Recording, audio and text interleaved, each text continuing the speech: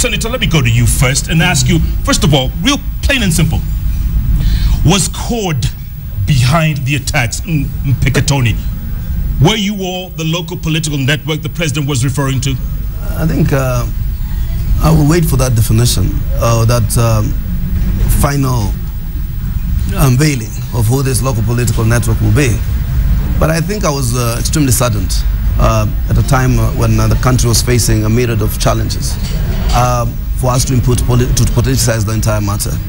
I do believe that CORD, as a party that cares, or a coalition that cares for the entire nation, is incapable of such, execution of such horrendous activities against its own citizens. So you're saying it wasn't you all?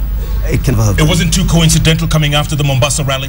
I think the coincidence is there, but I think the rally has got nothing to do with the attacks in Mpeketoni. Those are two isolated events, one a democratic process, another criminal activity. Barack, let me ask you this. Was it Al-Shabaab? Is this the hallmark of Al-Shabaab? And I'm not asking you as an expert, but coming on the heels of Westgate and other attacks, is this Al-Shabaab?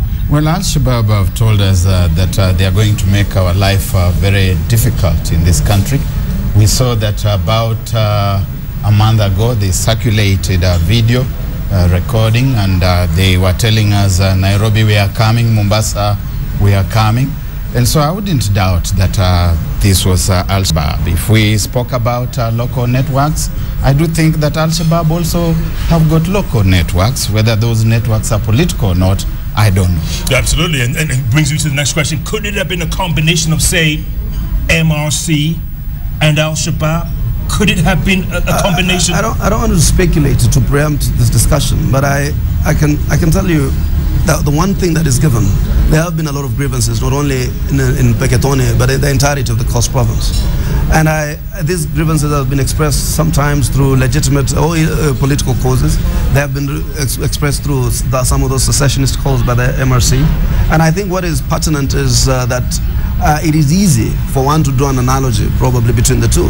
But as I say, let's follow the facts. I think the scale and the sophistication of this attack, I will be worried if any group in this country has the capacity to do that. In fact, if anything, we are sending a very wrong message by us politicizing the matter, that there are groups in this country that are capable of evading surveillance, of evading the security agencies, that they can plunder the lives of people and property for... Like who?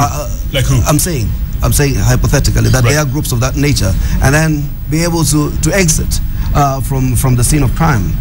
If I were a Kenyan and a president was presenting such a position, I'll be a totally worried person. And particularly the fact that they can bring in the levels of ammunition that we hear they had, that they can have levels of sophistication, that 50 men can crisscross such large, geographical territory, all spanning almost 10 kilometers without interventions. I think for me, if I were to be asked and I was president, I by now will have had a lot of heads rolling.